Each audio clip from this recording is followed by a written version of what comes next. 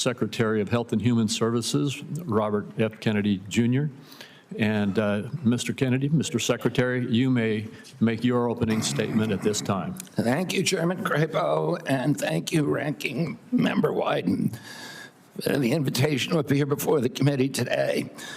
Before I summarize what we've accomplished this year at HHS, I want to express my deepest condolence to the family of DeKalb County Police Officer David Rose, who gave his life to stop the gunfire attack on the CDC on August 8th.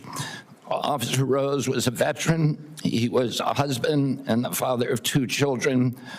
Officer Rose's widow, whom I visited, is expecting their 3rd child.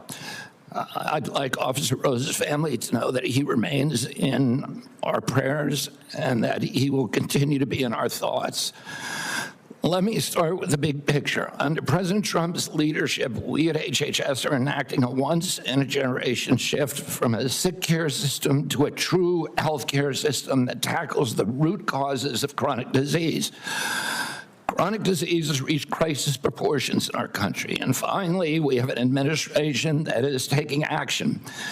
The MAHA report assessment, which the White House released in May, was the first government analysis of the key drivers of childhood chronic disease: ultra-processed foods, chemical exposures, physical inactivity, and over-medicalization.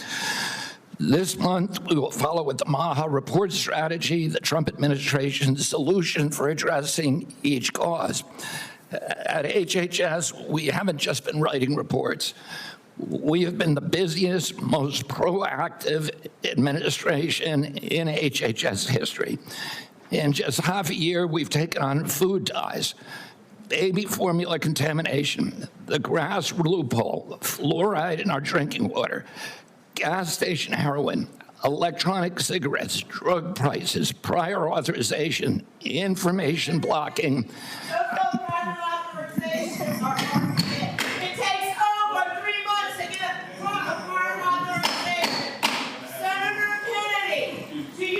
The committee will come to order.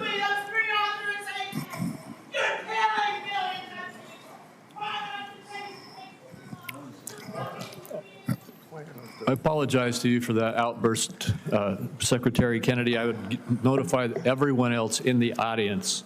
Comments from the audience are inappropriate. If there are any further disruptions, the committee will recess until the police can restore order. Mr. Secretary, please proceed.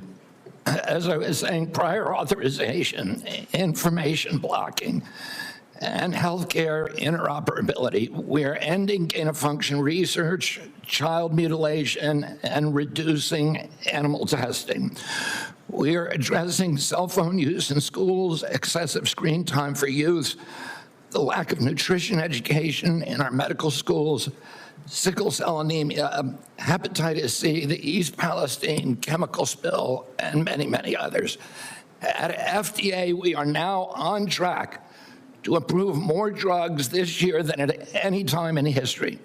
I'm also proud to say that HHS under President Trump is doing more with less. We have taken measures to fight waste, fraud, and abuse. Just by eliminating duplicative enrollments in CMS, we are saving taxpayers $14 billion a year. Meanwhile, we are expanding access for people who need it. We are ending racist diversity, equity, and inclusion practices and instead focusing on aiding low-income and vulnerable families, regardless of their race, which was the original intent of Title X. We're also pouring $1 billion into Head Start and the Administration for Children and Families. Compassion need not be the casualty of efficiency. I'd like to highlight some issues that have not gotten media attention.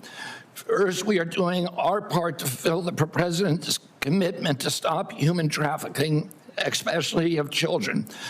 We inherited a terrible humanitarian crisis from the previous administration with its open border policies, which allowed the appalling loss of 476,000 unaccompanied children. We have implemented policies now to ensure that that appalling tragedy can never happen again. We have knocked on 82,000 doors and located 22,000 of those children. I promise you that we will do more in the next 3 years. We are also addressing the disastrous health conditions in tribal communities on Native American reservations. I've met face-to-face with tribal leaders in dozens of communities and tribes in Alaska, Arizona, Idaho, New Mexico, and elsewhere. And I look forward to making HHS resources more available to those communities. One of the most significant initiatives under President Trump is the Rural Health Transformation Fund, part of the president's big, beautiful bill, which will provide the greatest investment of federal money into rural health care in history.